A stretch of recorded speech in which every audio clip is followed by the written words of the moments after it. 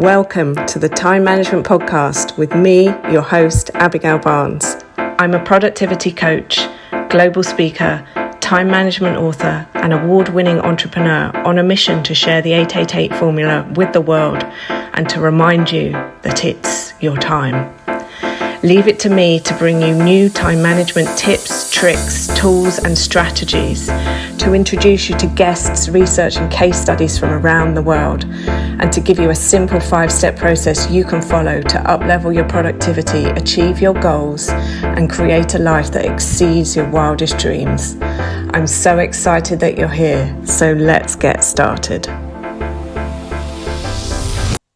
Hello. I am so excited to be joined today by Keith Hare. Keith, welcome to the show. Thanks, Abigail. Lovely to be here. Let's get started with who Keith Hare is in a nutshell so that we get everybody up to speed of where we are right now before we dive into your thoughts about time and how you're managing time and what you've learned from being on a 12-month sabbatical, if you like, or in the garden, as they say. Keith Hare, business consultant. I say almost ashamedly. My business is Goya Consulting. It helps small to medium-sized firms in the financial services sector grow without breaking, and that involves working with execs and the owners of these businesses to think about running their business from a range of different angles, taking a longer-term view, thinking about time in the wider sense, about how they spend their time, and try not to get too caught up in the day-to-day running of the firm, but think instead about the longer term.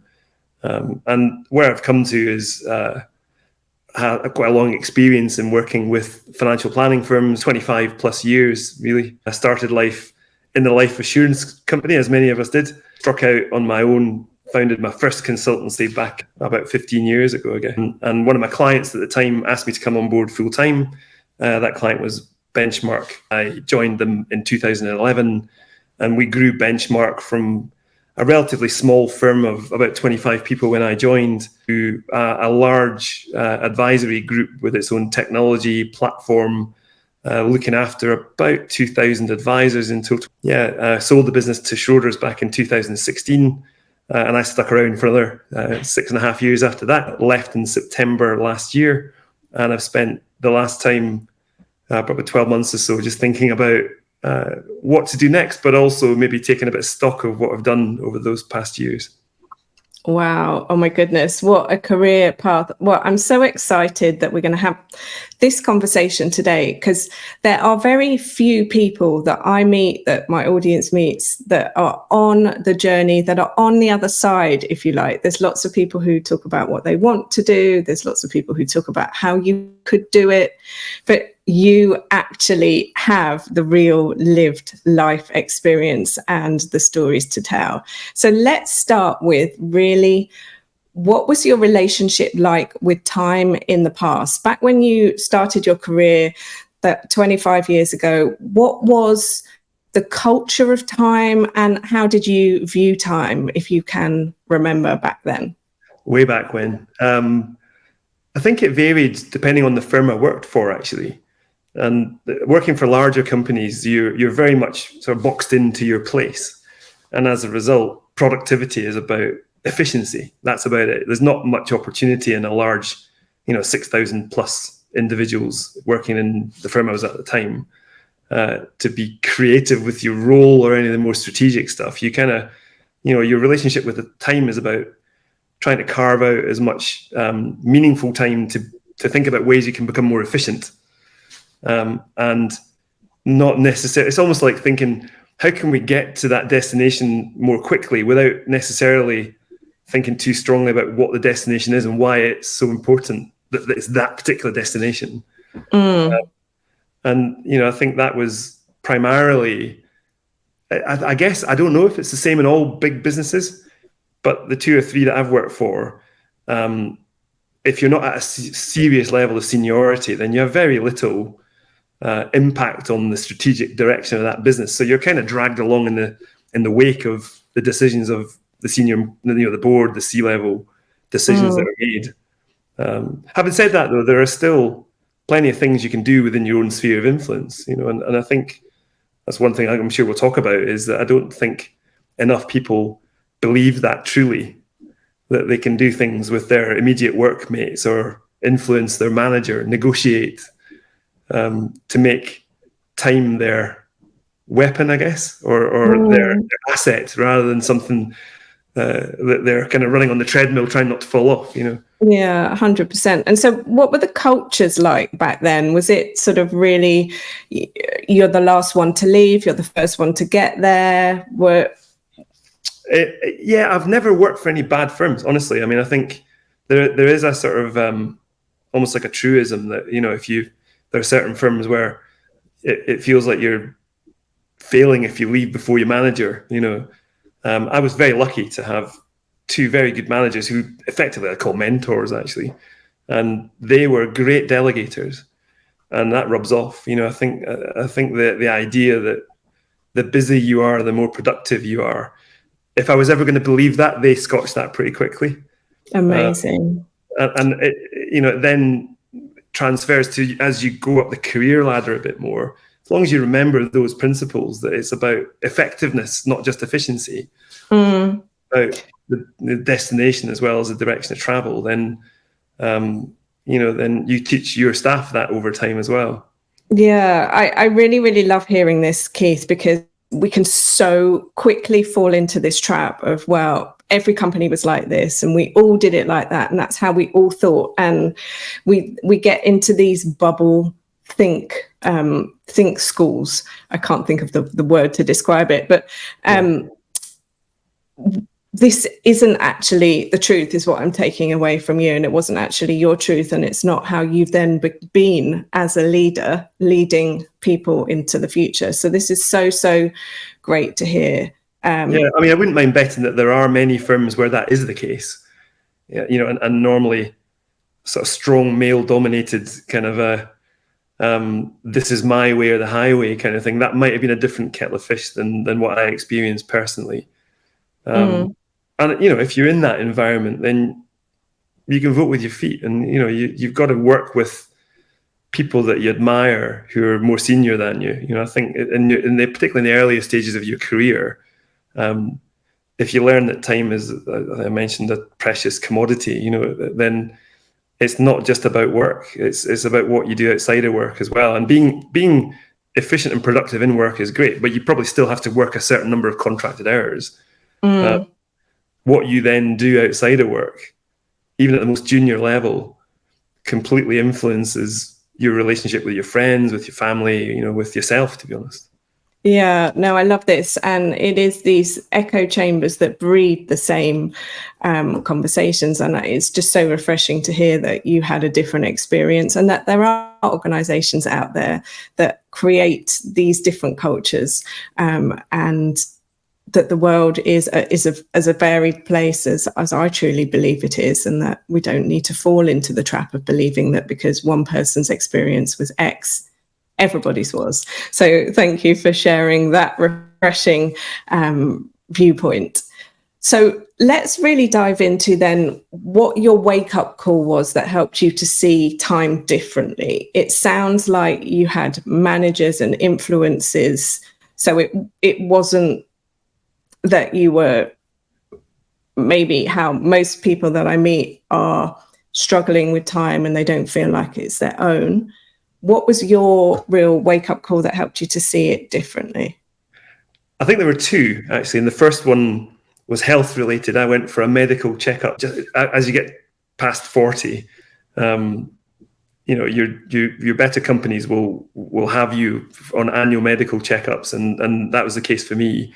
And I went to one, and I think the phrase that the quite elderly Scottish doctor that checked me out said, "Face of a teenager, arteries of a pensioner," and it was really because I had my blood pressure measured, and it was higher than it should have been for somebody my age, which is a real surprise to me because I was running marathons at the time and doing lots of stuff outside of work that I thought was good for my body. But he explained to me there was this tension between putting your body through physical stress and work-related stress by trying to fit too much into both worlds. That was one possible or probable cause of actually not being particularly healthy at a holistic level. So that was the first wake up call. Though I didn't really wake up for another 5 years until I had children. So starting a family was my second wake up call. I think there you have a different set of what I call immovable time objects, where needing to support my wife when she was going through the earlier stages of looking after Cameron, our eldest, and then adding more kids to the fold over the 4 or 5 years after that. It does bring a very different perspective. That was one reason ultimately that led me to leave my last role, was feeling that the travel and the kind of commitments that I was having to, willingly, but had I not been willing to do it, it wouldn't have been particularly positive to my role. Not being prepared to live with that compromise anymore. Well, they are two really, really big bookends to help you to focus on what's important. So from this wake-up call then, what has changed? What is your relationship like with time today? And specifically, tell us something that you do with your time that you don't think that other people do. As a result of my first wake-up call, I resolved to get healthy properly, but also to start reading about goals and habits. And there was 2 books that most people will know them, but whether they actually live and breathe them is another thing. The first thing is The 7 Habits of Highly Effective People. And the second one is Atomic Habits. And those 2 books, for me, are actually, they're not so much a Bible, they're more a set of guide rails that I've kind of tried to build my habits around since then. I think the thing that I probably do that a lot of people don't is celebrate micro habits without necessarily worrying about the big goals, small victories. And I think for me, that has been a very slow revolution over the years in building up time-related habits that are positive for work, myself and my family. I'll give you an example. I don't think to myself, I must do an hour of exercise at 8 o'clock in the morning. The way I think about it is I would like to do 7 hours of exercise this week. And as a result, it makes you much more flexible. You can time box, but the boxes are actually flexible within a day or within a week. So it's always nice to kind of front end load things so that you're getting exercise. You're chalking up a few hours Monday, Tuesday, Wednesday.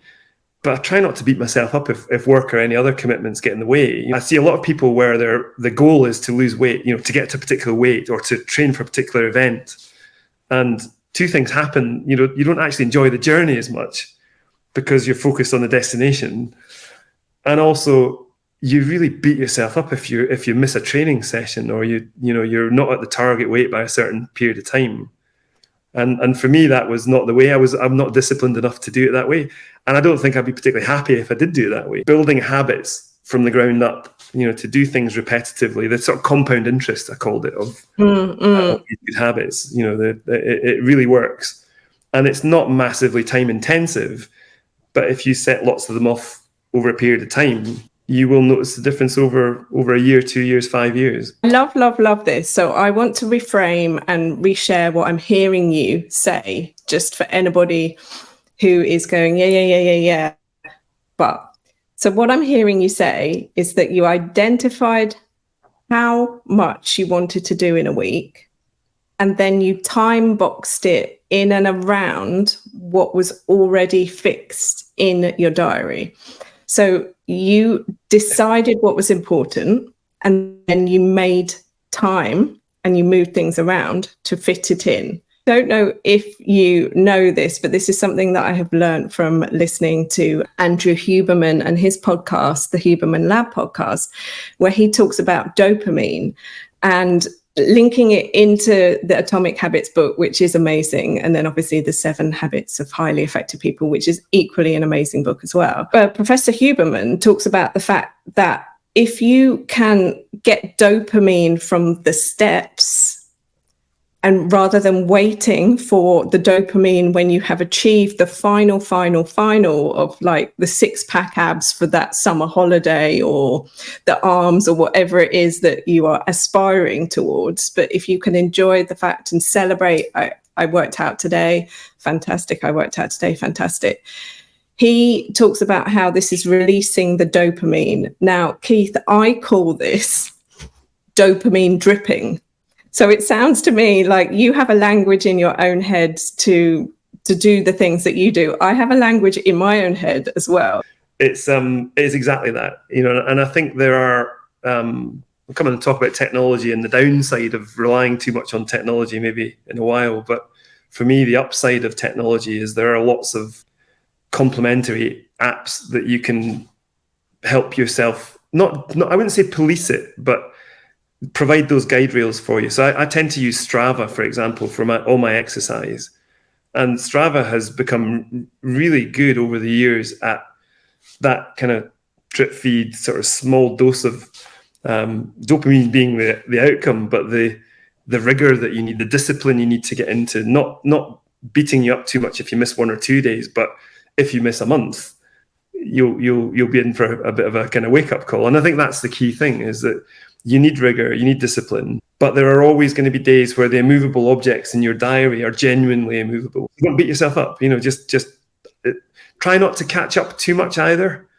Better to miss a day than to train 2 days the day after and pull a muscle and then miss 6 weeks. I set myself little weekly targets, but I don't care what day I do them. And if I do 10 miles less, it's like, well, whatever, it's absolutely fine. I think that keeps you on track. But I think for me, the other thing which really helps is habits of the journey. Having goals alongside habits are really important to keep you in step and to also think about the bigger picture side of things. Habits are the journey, and having the goals run alongside. Effectively a destination. So if I was on a sat nav, there are many different ways to get to a destination. I always feel that too many people, they're obsessed with the destination. They have great goals, but they don't enjoy the journey, or they're too busy to enjoy the journey in many cases. And I've always sort of celebrated small wins, but also having a bigger goal that provides you momentum, I guess. So for example, when I was training for marathons, I didn't set out to become a marathon runner. I just thought, well, that's a good goal to have, is to get up to a level of fitness that would allow me to run a marathon if I wanted to. Ended up doing 7 in 1 year, and it was because that drip feed that gets you there. You suddenly realize you're running 5 miles and 10 miles where you would never have been able to do that 6 months ago. Wow. Wow. And I don't know if you know this, but obviously what you're doing is that in the taking the action, you are becoming a different person. You've changed your physical state, which then helps you to see the world, life, and everything in a different way. There's so many people who say, I want to do X, Y, Z, but the only way to get to X, Y, Z is what I'm hearing you share, Keith, is that the steps are the way to the result and the journey. There's no shortcut. There's no magic pill. There's no book you can read where somebody else can tell you how it's going to feel when you get there. It is painful at first. I think this is the same with anything where you're time constrained. The temptation is to just do nothing and get on with the other thing that seems more urgent or compelling at the time. I think what I've learned, and this is maybe something that other people don't do as well, is most things are negotiable. You might assume that some of the immovable objects in your diary are immovable, but have you maybe tried to renegotiate the time or the day or the week of the meeting so that it provides you with a bit more breathing space? And I tend to do that more and more nowadays. What's one thing that you'd like to share about your perspective of time, like how it's shaping your lifestyle, how you run your business, freedom, etc.? Like in designing the life, it really sounds to me like you're designing the life that you want. What are things that you're deliberately excluding and are then surprised that have been included? I think for me, and it's probably a factor of my age, as time has gone on, you've become more and more aware that there's less and less left. And I don't mean that in a morbid way. I mean it in I want to pack as much in as possible in whatever time I have left. So I would say my biggest kind of self-learning has been that time is experiences. I'm not saying don't save or don't plan for the future, but if you have an option to do something now, then do it now. Whether that's holidays or, riding a bike or buying something. Although I have to be a bit cautious about buying something because the experiences that have meant the most to me and to us as a family, of course, they've cost money, but it wasn't the fact of the material thing that was the most important part. It was actually the experiences we had. And, you can have that in the seaside at Yorkshire, you can have it in Disney World or Paris or wherever you happen to want to go. The experience is the key thing for me when it comes to time. So I try and create or design, as you say, as many experiences into a year, a 12-month period, breaking it down into holiday periods for the kids, and they become the immovable objects. I've learned over the years that you shouldn't be ashamed to be selfish. In fact, you can celebrate it. And if anyone in your work environment or your personal environment calls you out on it, then they're wrong. And I think that makes you a healthier human being as well. It brings you perspective. It makes you a better negotiator. And it actually, you have the experiences. So you learn and you experience those things. And it, it's a richer life to lead. What I'm hearing you say is the limitations that we might have been placing around things, aka the story we're telling about why we can't do X, Y, Z now. Once you question that story and just do something, you will realize that what you thought you needed, you didn't actually need. Yeah. And that in doing the experience, living your life, you are finding the joy. It's about reduction as well. There are lots of, I see people with bucket lists of 75 items. They say, well, pick 5 of those and focus on them. Once you've done those 5, then pick another 5. But I think it's easy to get confused by the noise of having too much choice. And I think when time is a maximum number of hours in each day type commodity, then you do have to choose. You do have to decide to say no to things that might be nice and fun and beneficial in favor of something else. Well, this leads us then into, so most people that I speak to say that they want more time or they want time freedom. But what do you actually think that this means, time freedom? What does it mean to you? You have just spent the last 12 months on gardening leave, for want of a better way of describing it. Talk to us about time freedom, what time now means to you as you're considering your next steps in the career. How do you want the next chapter of your life, of your time to go, to look? What are your negotiables, non-negotiables, etc.? For me, the last 4 or 5 years at Benchmark were exciting, but I described it to one of my friends as driving down the motorway in second gear. Almost the adrenaline rush was addictive, but the wear and tear was becoming more noticeable. I didn't have to leave my last role. I felt that a combination of the kids changing school and various other factors outside work, it was just an ideal opportunity just to take a pause for breath. And I have to say that the first 6-7 weeks was kind of like the Wile E. Coyote chasing Roadrunner when he goes off the end of the cliff. He doesn't realize there's no road there anymore. Luckily, I didn't plunge into the depths of the canyon, but it does take your brain some time to decelerate and to really think about everything relates to time, and what you might do with that time is, I kind of was beating myself up for those first few weeks thinking I should know what I'm going to do or what I'm not going to do or how I'm going to spend my time. You just have to let yourself decompress and literally slow down. Then it gives you the perspective. I did not know how fast I was traveling and how fast I was pedaling, to be frank, until I wasn't anymore. And then 2 things happened. One, I was offered the opportunity to become a trustee of a charity. And you talk about perspective. This is a charity where they help viable but very wealth constrained. Wealth is exactly the wrong word. These young people in Malawi and Zambia, we're supporting. They have no money. They have huge amounts of time. And with that time, they typically, if they've got nothing else to do, they'll drink alcohol, get each other pregnant, or take drugs. And I felt that it was almost, such a first world problem to come out of an environment where I now have such a luxury of having this time. That was the first project I jumped into.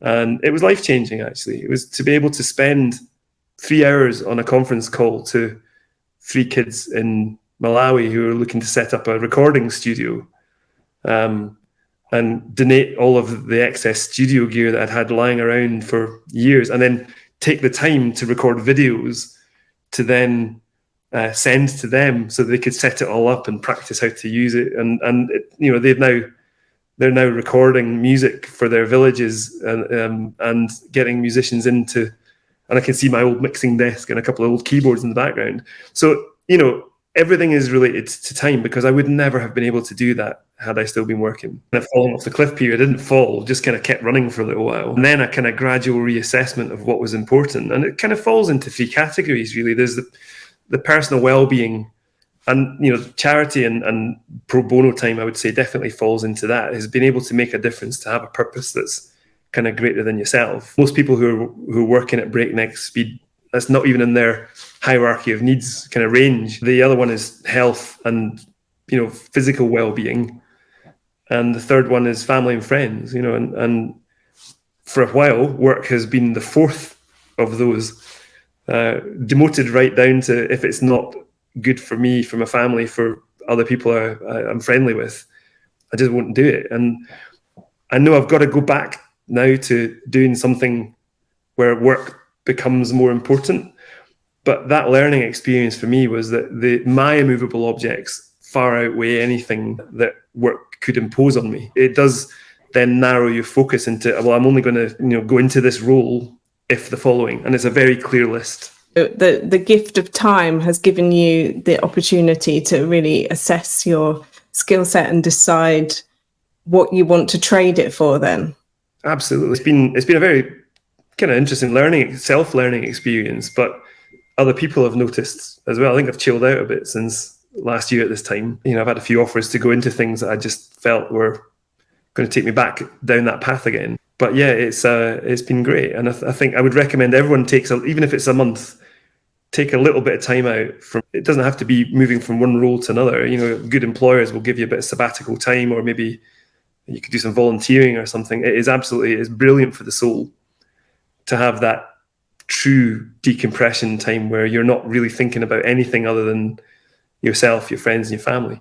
We talk about the 888 formula around here. So obviously we need to rest our body, we work, and then we have a life. How are you actively allocating your time? And do you see that it's changed with the 12 months off?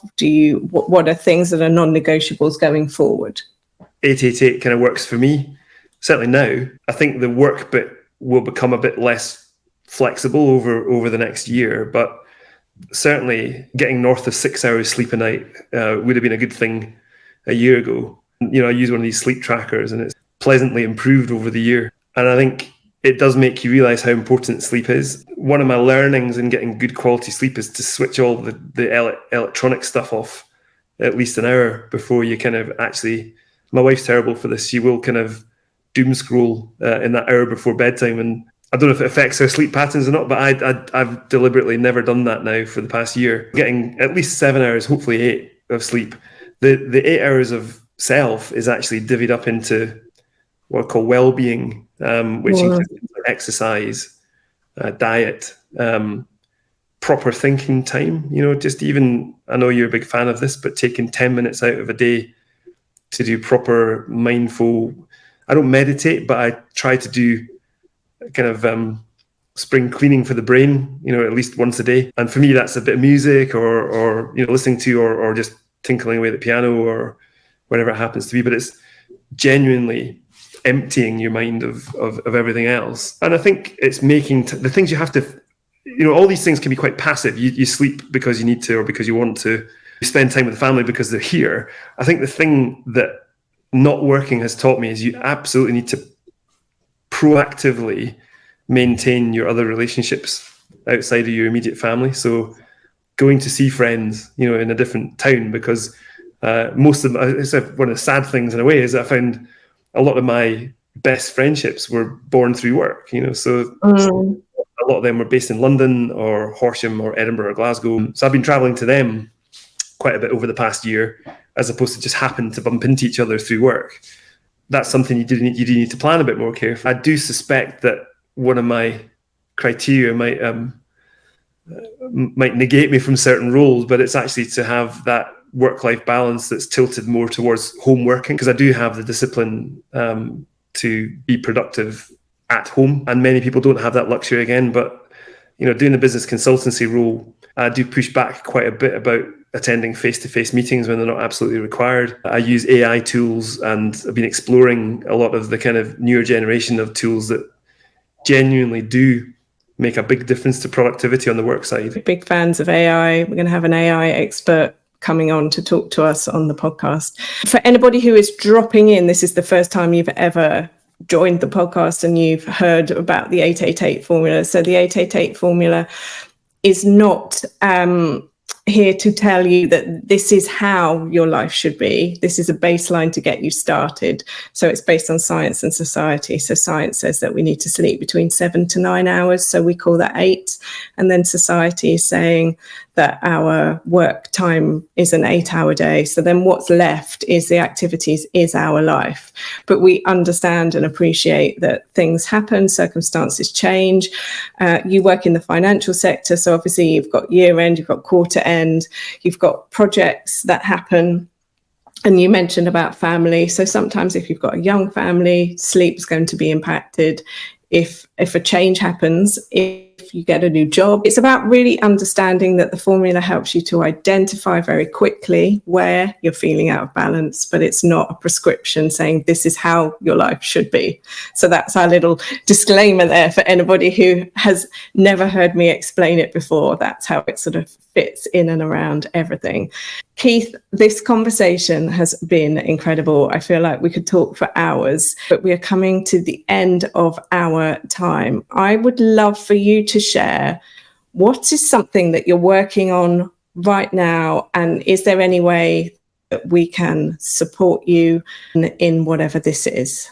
Well, I mentioned at the start that most of my time is spent helping small to medium-sized firms and helping them become not just more productive, but find the right direction of travel and dream big. And I do think that most of the individuals I'm speaking to are very time poor. And I do think that what you're doing is brilliant, because it allows that level of expertise to be accessible to a lot of people who I think either didn't know it existed or have very preconceived ideas about time management and time mastery, I guess. I genuinely think that any business owner who is experiencing that stress of doing the right thing versus having enough time in the day should either meet you personally or attend some of the initial training, because I think that rigor can be taught. It takes a while. It needs you to carve time out of your day. I think sacrificing, if that's the right word, a couple of hours over the space of several months, once a week, could make a massive difference to the rest of your career. And I do think when you did the presentation at PIMS back in June, which is obviously where we originally met, so many people came away from that thinking, oh my God, that's just brilliant, that's amazing. And I would be interested to see how many of those individuals have actually done something about it. So my takeaway would be, don't just listen passively to Abigail's podcasts, and go and do something about it. Goya, Goya, it stands for get off your ass, and just do something about it, because inertia is the biggest competitor to the sort of things that we do. If you explore, you go and find something out, then take action afterwards. It's not just enough to listen and then expect everything to be okay. I love it. Well, thank you so much for using your opportunity to promote yourself to shout me out. So I am going to use my opportunity to shout you out. We will leave all of the links to Keith and his business Goya in the show notes. If you want to get in touch with him, you will be able to look underneath wherever you are listening, reading, watching, consuming this conversation here today to find out how to be in touch with him. He is an incredible human, and we are wrapping up this, but I just have one last question that just literally came to me. When it comes to time and how we're looking at time and what we are going to look back on, what's one message that you would like to leave the audience with from your 12-month experience? Because these are few and far between. Obviously, Keith at the start, Keith now at the end of the 12 months. What reflection, what words of wisdom do you have for us when it comes to time? Going back to that experience with the charity, the best things in life are genuinely free or low cost. If you can give of yourself, whether that's investing time or making time for other people, genuinely believe that you'll get it back whether you want it or not, with interest. I would absolutely recommend that if you don't already do so, to think about opportunities to volunteer or to raise money for charity or to help somebody, to mentor somebody that is maybe going through a tough patch. That time that you give up, it's so meaningful both to you and to the person or people that you're giving up for. And if you can carve out some of your own time to give it to somebody else, that would be my biggest piece of advice, I think. Well, that is such a great piece of advice. So pay it forward, and what you're going to learn as well from that experience, you could never even anticipate the person that you will become. Keith, you have shared so many words of wisdom with us today, and I cannot wait to hear what people take away from this conversation. And until next time, I look forward to spending more time with you, and stay safe, stay well, and thank you so much, Keith, for joining us today. Thanks, Abigail. Loved it. Thank you. Thank you so much for tuning into today's episode. If you loved what you heard, be sure to let me know by leaving a review so I can keep the good stuff coming. Come and say hi on Instagram at Success by Design Training, or visit my website successbydesigntraining.com, or connect with me on LinkedIn. Just search Abigail Barnes.